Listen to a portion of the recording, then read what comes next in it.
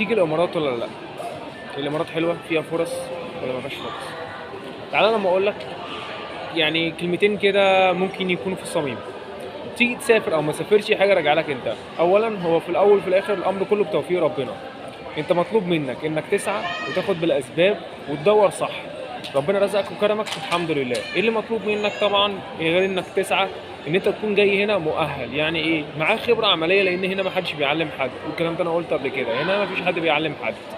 الحاجة التانية لازم يكون مستواك في اللغة الإنجليزية كويس. لما بتيجي تقدم في أي مكان والله والله والله في ناس هنا جالهم شغل مرتبات كويسة أول ما دخلوا عشان مستواهم في الإنجليش مش أحسن حاجة مشوا وهم ندموا.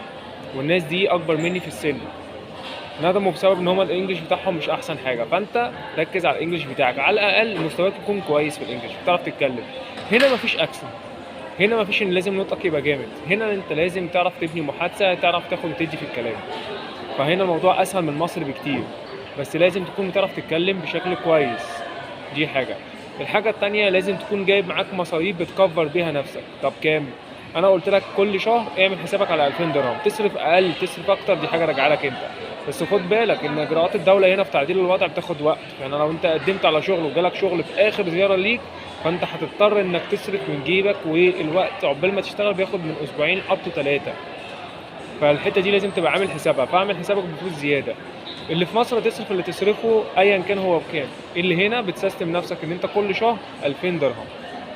تمام. انت بقى تيجي تقعد هنا شهرين، هتمد شهر كمان وتقعد تبقى 3 شهور، فانت تشوف انت هتمشي دنيتك ازاي. بس اوعى تستخسر في السكن، نصيحة مني في البداية.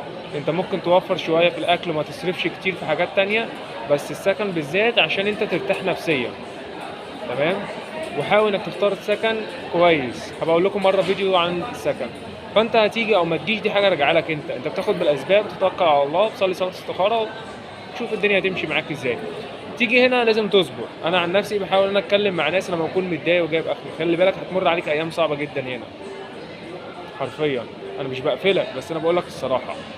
بس كل ما حد بيجي اتكلم مع حد يقول هي البدايات بتبقى صعبه، لازم البدايات بتبقى كده. الشاطر بقى اللي بيكمل. خلي بالك في ناس كتير قوي خدت بعضها ورجعت، وانا كنت بفكر ان انا اعمل زيهم. عندي في البيت رفضوا ان انا ارجع.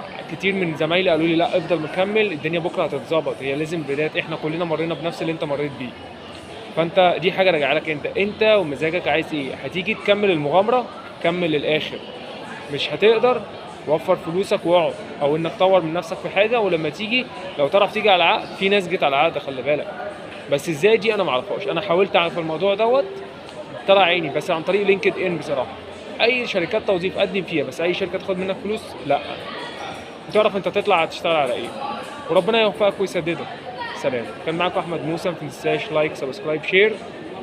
لو صاحبك جاي الامارات قريب ببعت له فيديو. باي.